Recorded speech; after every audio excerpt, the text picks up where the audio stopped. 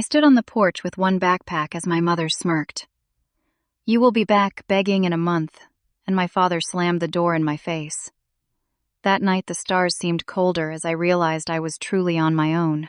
17 years old, senior year unfinished, and nowhere to go. But something inside me hardened into determination. Before I tell you how I went from homeless teen to successful adult, let me know where you are watching from and hit that like and subscribe button. Trust me, you will want to hear how I made those who underestimated me regret their words. Growing up in our middle-class neighborhood in Boston, everything looked perfect from the outside. Our house was always immaculate, lawn perfectly manicured, and holiday decorations precisely timed. My father, Gerald, worked as an accountant at a prestigious firm downtown. He wore the same style of gray suit every day, came home at exactly 6:15, and rarely spoke during dinner, except to comment on interest rates or retirement funds. My mother, Sandra, taught literature at the local high school, though you would never guess it from how she treated my own literary aspirations. She ruled our household with strict routines, impossible standards, and a smile that never quite reached her eyes. To neighbors and relatives, we were the ideal American family. My parents attended every school function, church service, and community event. They donated to charities and hosted neighborhood barbecues. But inside our home, behind carefully drawn curtains, a different reality existed. My father measured love in financial stability and future earning potential. My mother saw children as extensions of herself, reflections to be controlled and shaped. I still remember the first time I realized our family was different. I was 9, playing at my friend Thomas' house. His mother asked what he wanted for dinner, and he said, "Pizza." Just like that, they ordered pizza. At our house, meals were planned a week in advance. Deviations were not tolerated. Preferences were irrelevant. As I grew older, the control tightened. My schedule was dictated down to the hour. Piano lessons on Mondays, math tutoring, Tuesdays, volunteer work at the hospital. Wednesdays, all designed to build the perfect college application for an accounting degree. My room was inspected weekly. My computer usage was monitored. My phone was checked nightly. The first signs of real trouble started when I was 13. My English teacher, Mrs. Patterson, praised a short story I had written and suggested I consider a future in writing. I came home excited only to have my mother laugh. "Writers do not make money. Faith. That is a hobby, not a career." My father did not even look up from his newspaper. The Patterson woman should stick to grammar and leave career counseling to parents. But something had awakened in me. Words had power. When I wrote, I controlled the narrative. Characters listened to me. Worlds formed at my command.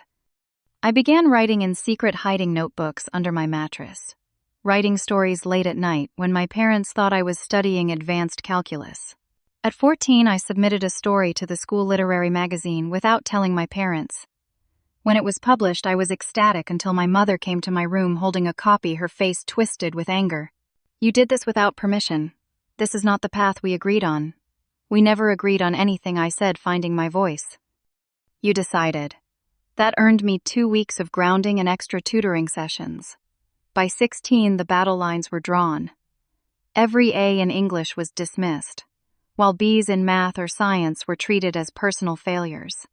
Every writing competition I entered was sabotaged, applications mysteriously missing from the mail, or deadlines suddenly conflicting with mandatory family events. The real breaking point came during my senior year. I had secretly applied to several universities with strong creative writing programs, using Mrs. Patterson as my reference. When the acceptance letter came from State University, I made the mistake of having it sent to our home address. My mother found it before I did. I came home from school to find both my parents sitting at the kitchen table, the letter between them, my father's face red with anger, my mother's eyes cold with disappointment. "What is this?" my father demanded, pointing at the letter. "My college acceptance," I said, trying to sound confident. "For a writing program," my mother said, her voice dripping with disdain. "After everything we have done to secure your future." What followed was 3 hours of escalating argument. Their voices rose. Mine did too. Years of suppressed feelings erupted as I finally told them how their control was crushing me, how I had my own dreams, my own life to live. "As long as you live under our roof, you will follow our plan," my father thundered.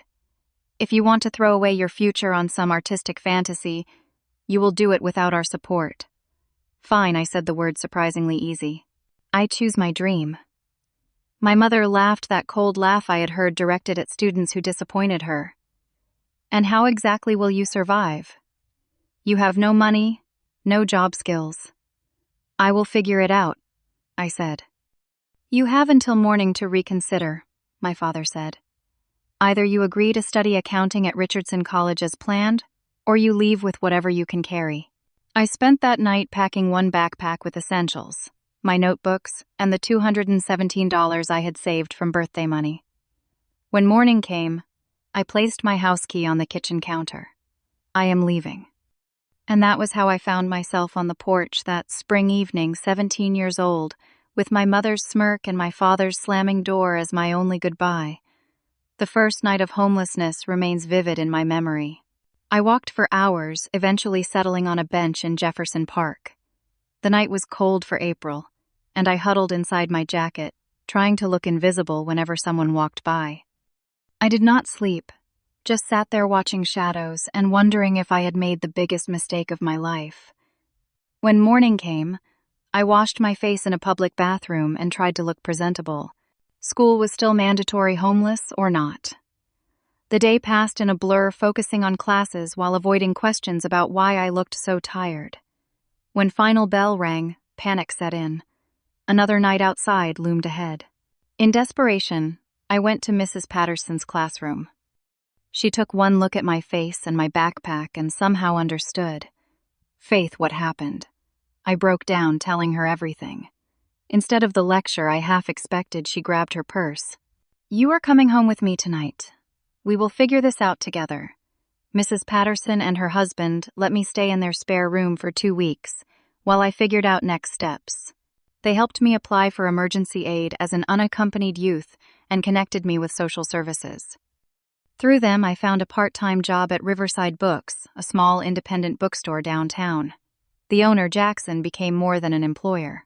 He became a mentor, showing me that adults could be supportive without being controlling. "Kid, you have a talent with words," he said after reading one of my stories during a lunch break. "Stick with it." Working at the bookstore introduced me to Anthony, a community college student who came in regularly for coffee and literary magazines. When he learned about my situation, he offered his couch. My roommate moved out and I could use help with rent. It is not much, but it is better than nothing. That couch became my home for the last 2 months of high school. I worked evenings and weekends at the bookstore, studied whenever I could, and avoided the parts of town where I might run into my parents. The constant fear of seeing them was exhausting. Would they drag me home? Would they publicly disown me? Every familiar car made my heart race. Graduating high school should have been triumphant. Instead, I skipped the ceremony knowing my parents would be there and not wanting a scene. Jackson threw me a small celebration at the bookstore instead, with a cake that said "future best-selling author." Community college became my next step. State university was impossible without financial support, so I enrolled in local community college classes. I added 2 more jobs, stocking shelves at a grocery store early mornings and delivering food evenings. Between 3 jobs, I averaged 4 hours of sleep. The physical toll was immense. I lost weight, caught every cold that circulated, and once fainted during a shift at the grocery store. But quitting was not an option. Neither was asking my parents for help. Their prediction that I would come crawling back fueled me forward on the hardest days. Budgeting became an obsession. Every penny was accounted for. Every purchase questioned. Ramen noodles. Day-old bread. Apples that were slightly bruised sold at discount. I learned which fast food places threw away unsold food and timed my visits accordingly. Sometimes Anthony would bring home leftovers from the restaurant where he worked. Those were feast nights. Yet through it all I wrote. Between bus rides, during lunch breaks, late at night when exhaustion should have claimed me but words demanded release. I wrote about homeless teens, about chosen families, about the meaning of home. Writing kept me sane when everything else threatened to break me. My first published piece came during that second year. A local arts paper paid $50 for a short story about a boy finding his voice. $50 meant nothing to the boy I had been living in my parents' comfortable home. To the me I had become, it was a fortune. I framed the check before cashing it.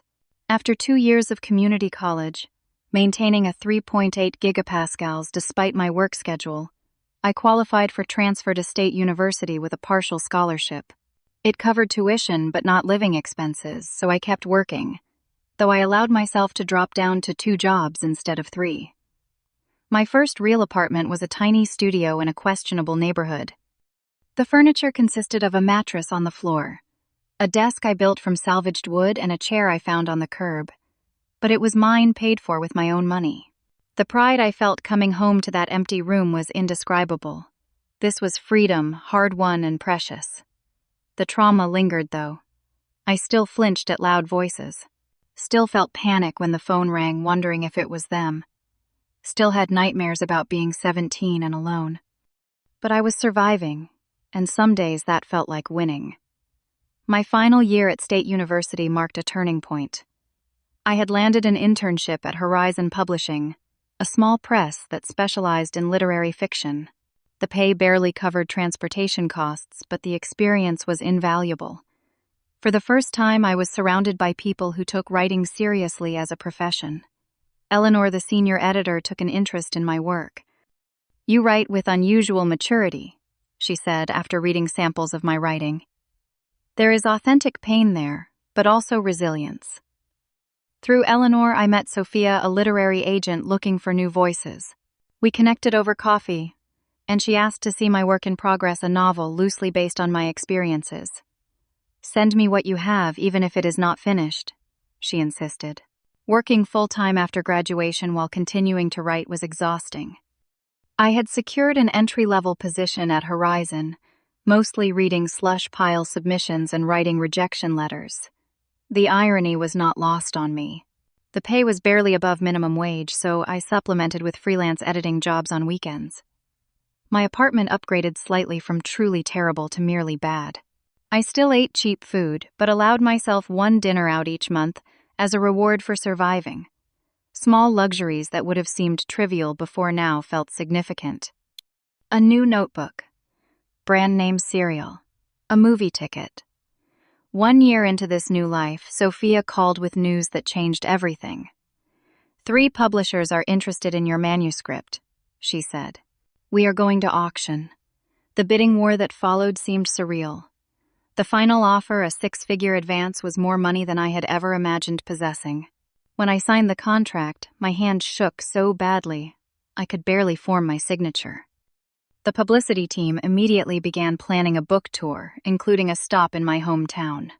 "Local author returns triumphant," the marketing director said, unaware of how those words made my stomach clench. Media attention began building months before publication. A profile in Publishers Weekly, an interview with an online literary magazine, and then the article in the Boston Chronicle, "Hometown writer Faith Adams secures major book deal." I knew my parents would see it. Our local paper was small enough that any national mention of a resident made news.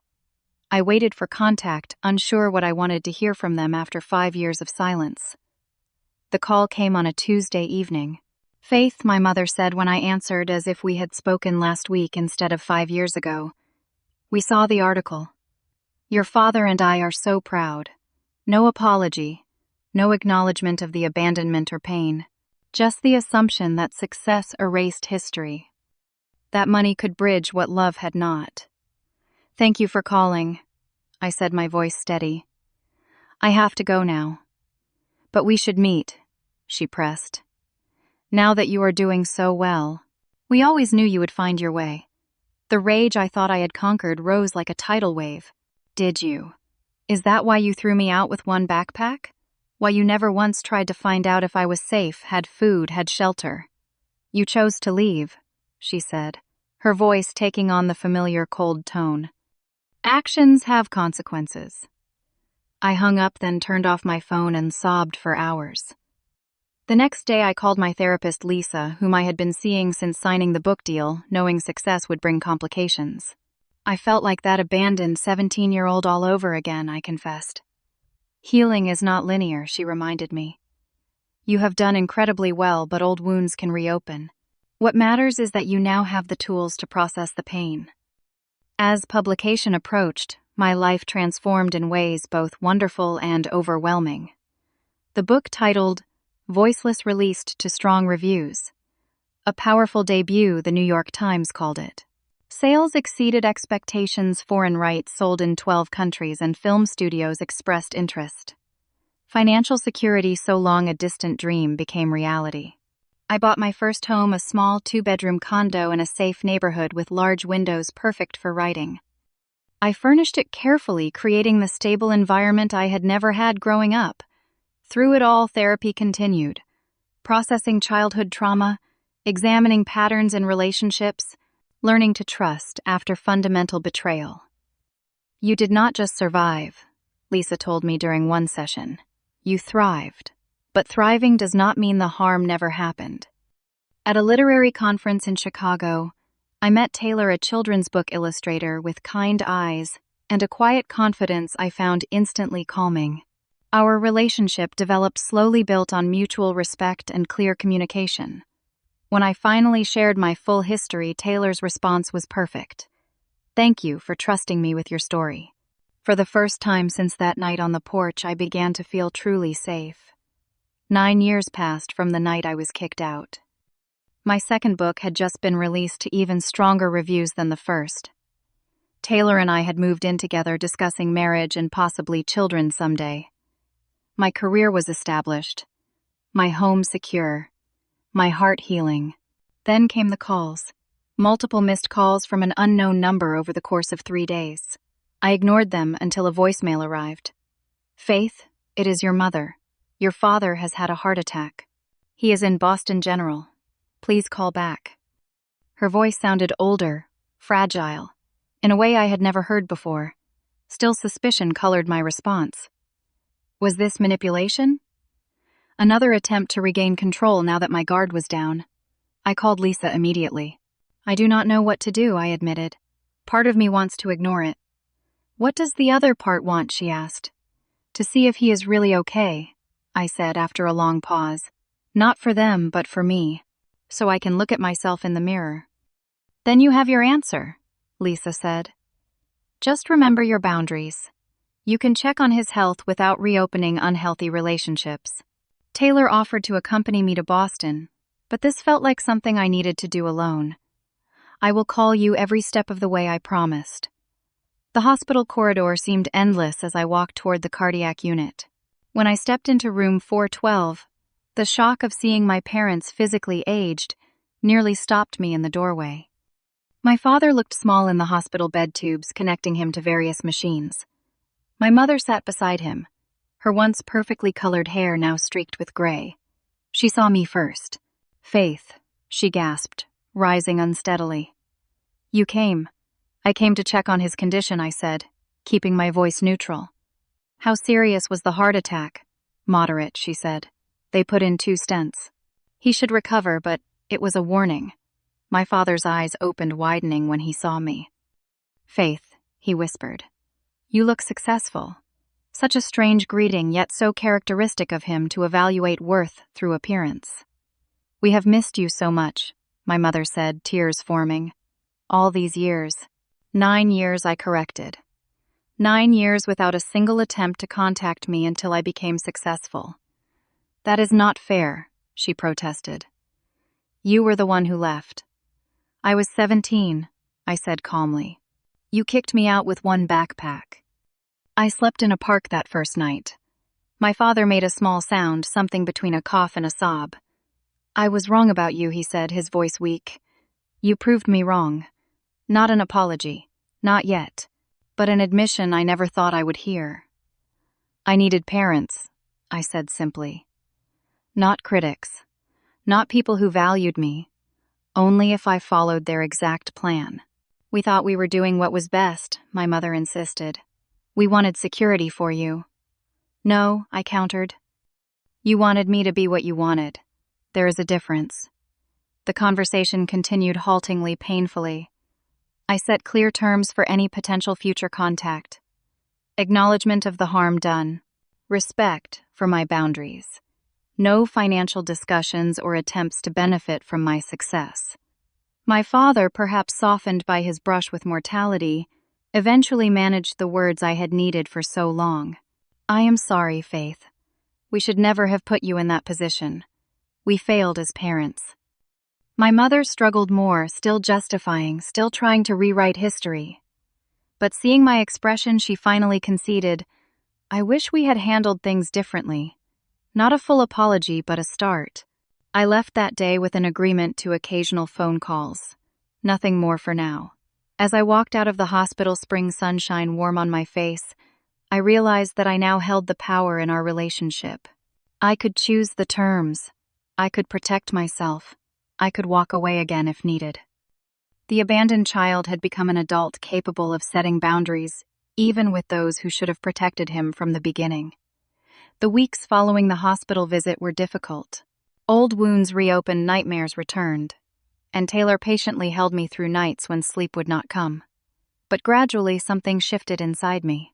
The anger that had fueled me for so long began to transform into something calmer, more centered.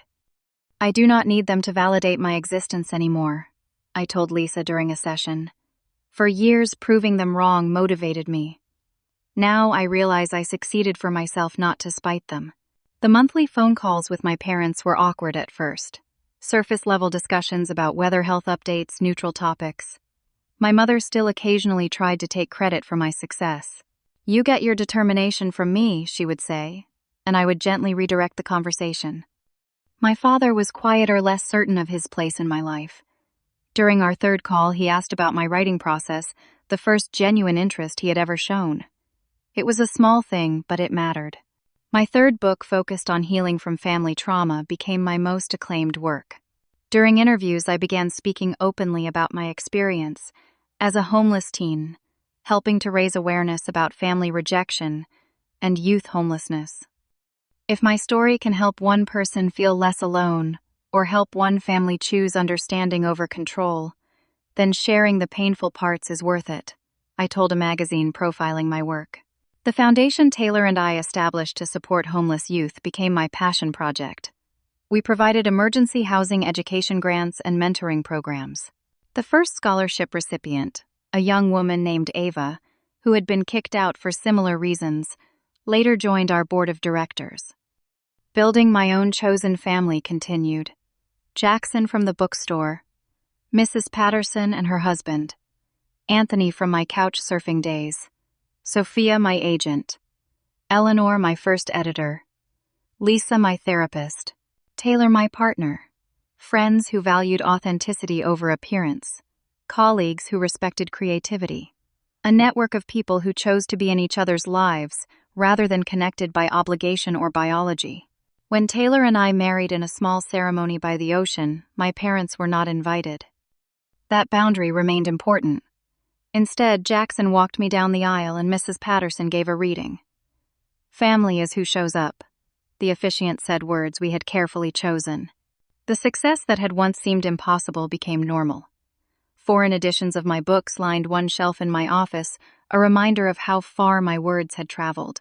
Speaking engagements at universities and writing conferences filled my calendar. Our home expanded to include a dedicated library and garden. Financially, I had more than I needed, a stark contrast to those hungry years. I became known for anonymous donations to youth shelters and literacy programs. Money that would have once impressed my father now served purposes he would never have valued. The most profound change, however, was internal. The anxiety that had been my constant companion began to recede. The defensive posture I had maintained for so long relaxed. I found myself laughing more easily, trusting more readily, loving more openly.